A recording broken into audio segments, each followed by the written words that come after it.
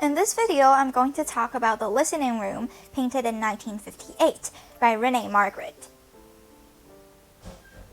So before looking at the real painting of The Listening Room, what do you think the painting would look like? Is it a place where people listen to music, dance along with the music, or a place that has like loudspeakers so that people can enjoy music in that room? But I don't really think that anyone would imagine the painting to look like this. A huge apple with a tiny room, So when you first look at the painting, you might have these questions like, what does the apple have anything to do with the listening room? Or why is the apple so big? Is the apple really gigantic? Or maybe it's the room that's smaller and the apple is a normal sized. Unfortunately, no one actually knows the answers to these questions, but that's exactly what Magritte wants. He wanted us to think about his paintings and not just be like, oh, that is an apple, and think nothing else. So he wanted us to think instead of being tricked by what we see. So in this painting, there is a green apple in a pink room, which, well, green and pink are kind of like complementary colors. So it seems like the apple can be defined from the pink room very easily.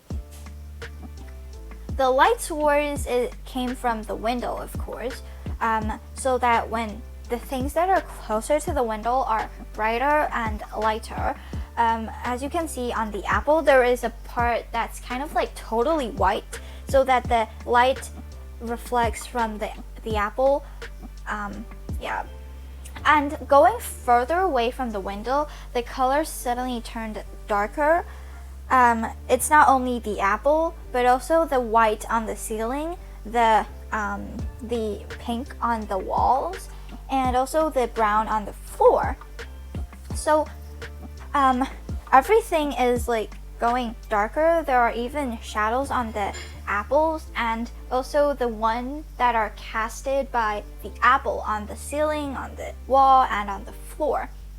Another very cool thing about the painting is that everything is really realistic. Not only the apple, but the window, the floor, and probably the scene outside the window. So why does this painting look very unnatural? It's probably because of the size of the apple. So that makes everything looks a little weird.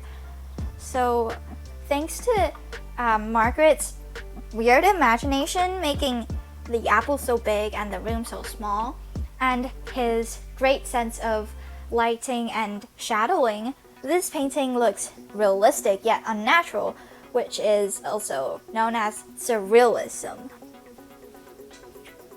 So there are similar paintings to this listening room, and one of them is called The Personal Values and painted in 1952. So there are daily normal objects in this room, which is supposed to be normal, right? But then because of the size, the painting suddenly looks very weird. Everything is very realistic, but because of the size, it's surrealistic, I think. And then there's the other one. It's called The Anniversary, painted in 1959. So there is a huge rock in a small room, just like the apple, but I have no idea why it's called The Anniversary. Here's the other one. It's a red, beautiful rose, I think, that's in a room. The painting is called The Tomb Wrestlers, painted in 1960. I have no idea why it's called that, but, well, just like the listening room, nothing really makes sense. So here's my work. I used pencils for drafting to make a draft of what I want to paint, and then used the charcoal for the coloring and outlining.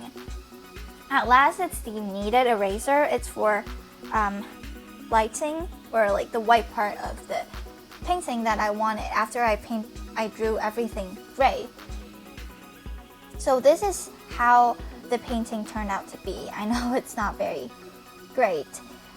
So I first draw the outline of what I wanted to put in this painting. It's actually I first draw the room first, and then I drew the keyboard.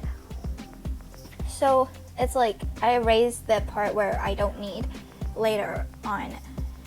And then I started coloring everything gray. It's very messy at first, but then after I started using the kneaded erasers to erase the part where I want it to be lighter, and then adding the darkest dark to the painting, it's suddenly not so messy anymore. Though this might not exactly pretty, but well, at least it's better than the whole gray thing. So the tones are light. As you can see, the parts that are closer to the window are lighter, and then the middle tone is like the gray tone, and then there's the dark tones towards the bottom right. So I drew this is because, well, I saw a keyboard when I was figuring out what I wanted to draw this, and why I wanted to draw a keyboard is because I think it's a little bit modern, so it's kind of like different from Magritte's paintings, because to him a keyboard is definitely new. Thanks for watching.